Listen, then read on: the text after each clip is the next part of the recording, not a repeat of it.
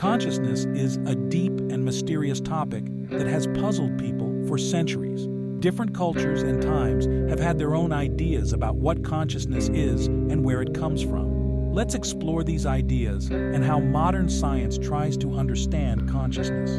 The ancient Greeks believed that consciousness was tied to the soul, which they called the psyche. They thought the psyche was immortal and central to life and thought.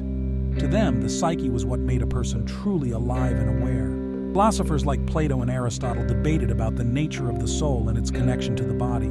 Plato believed the soul existed before birth and lived on after death, while Aristotle thought the soul and body were inseparable, working together to form a living being. The Vikings had a different view.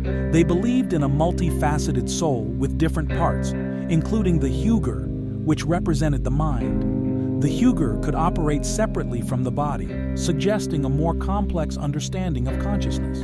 They believed that certain parts of the soul could influence the world even after death. This belief shows that the Vikings saw consciousness as more than just brain activity. It was something that could extend beyond physical existence. The Romans adopted many Greek ideas, including those about consciousness. They believed in the soul's reason and spirit as vital parts of a person. Philosophers like Cicero and Seneca wrote about the soul and its importance in guiding human behavior and thought. For the Romans, the soul was the seat of reason and spirit, essential for moral and rational life.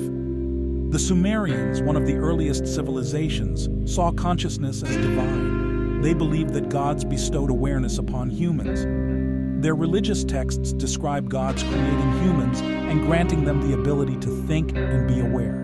This view places consciousness at the heart of divine interaction with the world, making it a gift from the gods. These spiritual insights highlight a timeless quest to understand consciousness beyond mere brain activity. They reflect the human desire to see consciousness as something profound and significant, often tied to the divine or the soul. Now let's dive into a fascinating medical condition called hemispatial neglect to understand how our brain processes information and how that relates to consciousness. Imagine two pictures of a house. In one picture, the house is normal.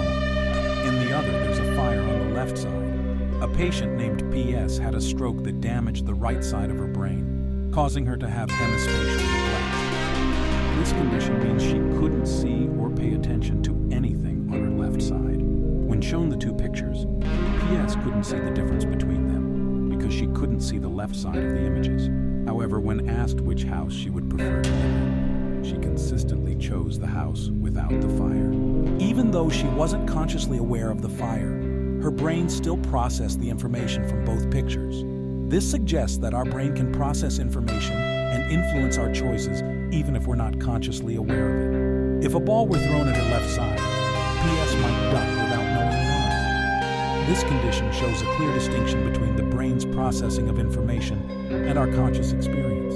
From a scientific perspective, consciousness is our awareness of the external world and our inner selves. It's the feeling of seeing an image, knowing you're looking at it, and experiencing thoughts and emotions about it. One recent theory suggests that consciousness is the brain's imperfect picture of its own activity. The brain processes sensory information by building models or simplified descriptions of the world that are continuously updated. These models guide our responses and help us function effectively.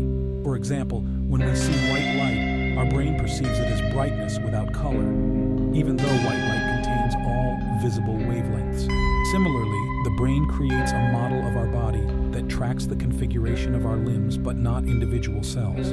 This is essential for moving without injury. The brain also creates models of itself, including its ability to focus attention on specific objects and events. Effective focus requires the brain to construct a model of its own attention. With billions of neurons interacting, the brain's model of its own processes is inevitably imperfect. However, it doesn't need to be precise. Our certainty of having a metaphysical, subjective experience might come from one of the brain's models, a simplified description of focused information processing. Scientists use MRI studies to explore how the brain creates this self-model. They compare neural activation patterns when a person is conscious of a stimulus and when they are not. Visual processing areas in the brain activate regardless of awareness, but an additional network lights up only with conscious perception. When this network is damaged, as seen in patients like PS, consciousness can be impaired. Extensive damage to this network may lead to a vegetative state with no signs of awareness.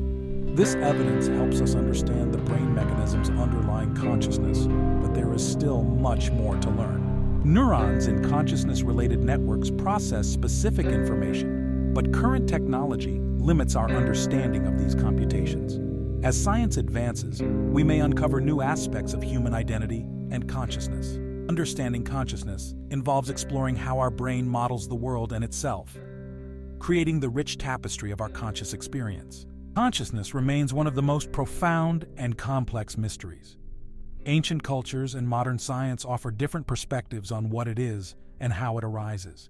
The ancient Greeks, Vikings, Romans, and Sumerians saw consciousness as tied to the soul, mind, or divine gifts. Modern science views consciousness as the brain's way of modeling its own activity and the world around it. The study of conditions like hemispatial neglect shows that our brain processes information in ways that influence our behavior, even if we are not consciously aware of it. By continuing to explore and understand the brain's mechanisms, we hope to uncover the full nature of consciousness, shedding light on what makes us truly aware beings.